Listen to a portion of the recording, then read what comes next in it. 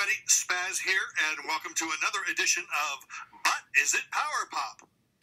I'm not going to lollygag around. I'm going to get started right away with a band from Japan and their 1991 debut album, Confident 11. It is the Flying Elephants. Boy, can you guess who they are influenced by? Yes, the Flying Elephants originally started, I believe, a few decades before as a Beatles cover band, and they eventually broke up and got back together, and they became a Beatles homage band. They don't necessarily cover Beatles songs. They do live, but on record, they do their own material.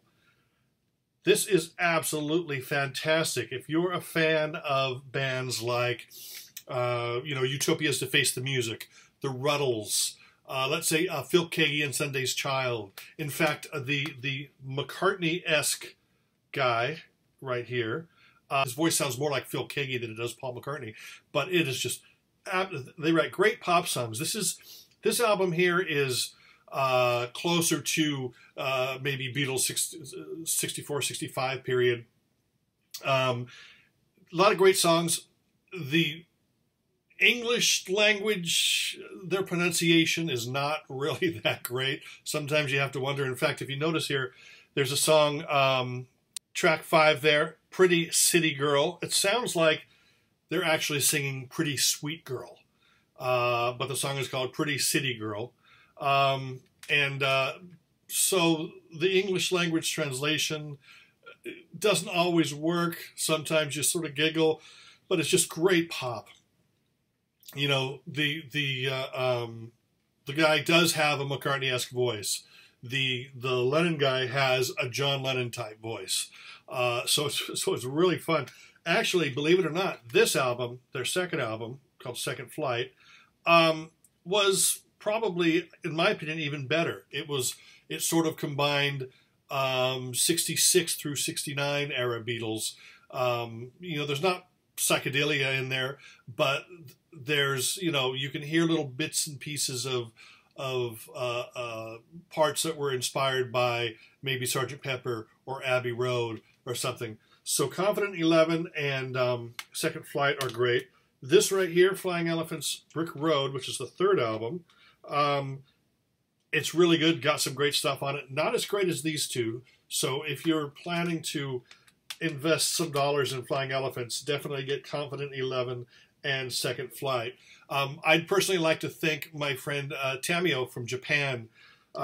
These ended up missing in my collection. A lot of my CDs sat in storage for about 8 or 9 years, and a lot of stuff has come up missing.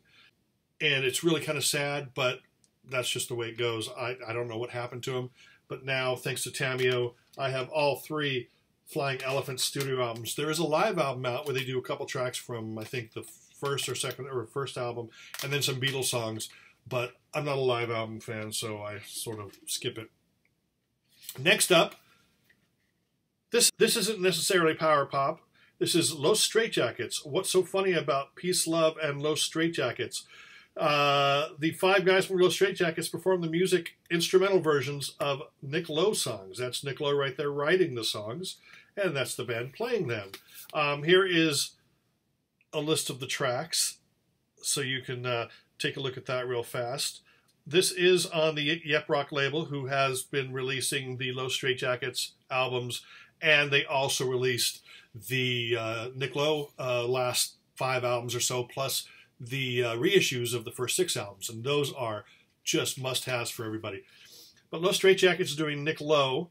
I'm using this as a lead-in to something else as well. So this is not power pop. Nick Lowe is. This is more surf rock, instrumental rock. More.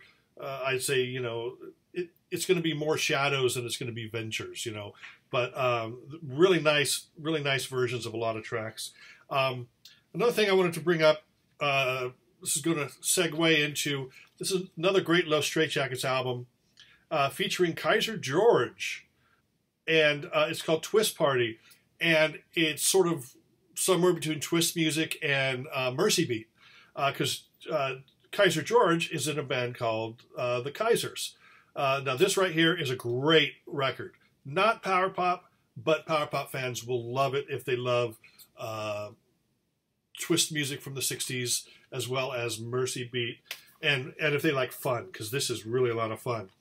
That leads us to my friend Matthew Street. He talked about this as being power pop. It's very Mercy Beat. I'd say it straddles the line with power pop, between power pop and Mercy Beat and 60s rock and garage rock. It's a really great record. More importantly, this is going to segue into something else. It's going to segue into Kaiser George's band, the Kaisers. This Wishing Street album has just been reissued on CD and vinyl. This is actually fantastic Mercy Beat records. If you threw this on and you played it right after, let's say, Beatles' Please Please Me, people would think it was recorded at the same time.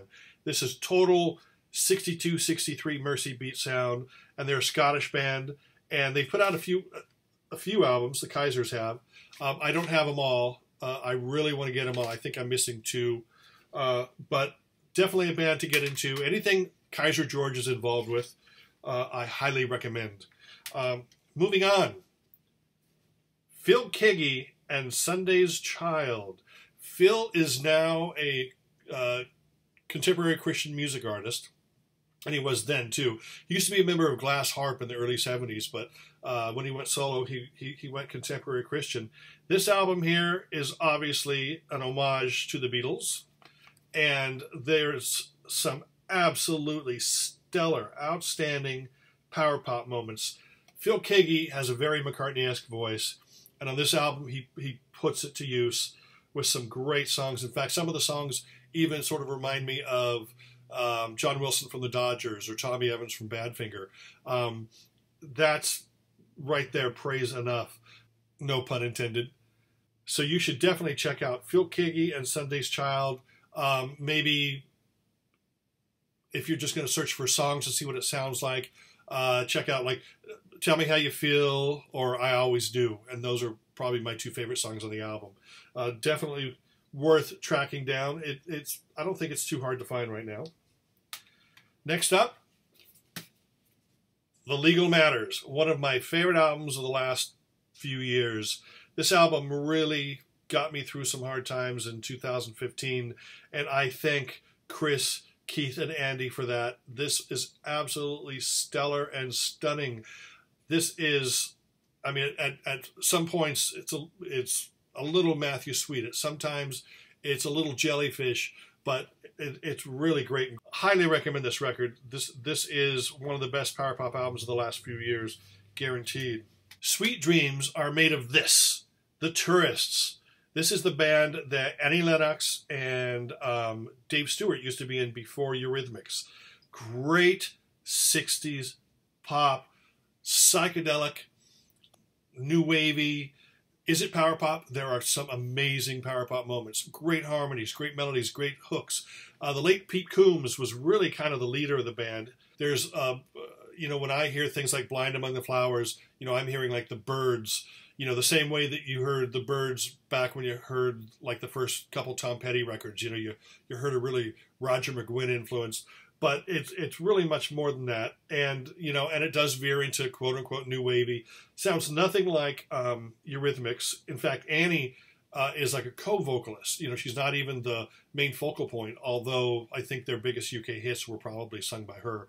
But this is the Reality Effect, which was their second album, but it was the first American. The first American combined the UK or tracks from the UK version plus tracks from the first UK album.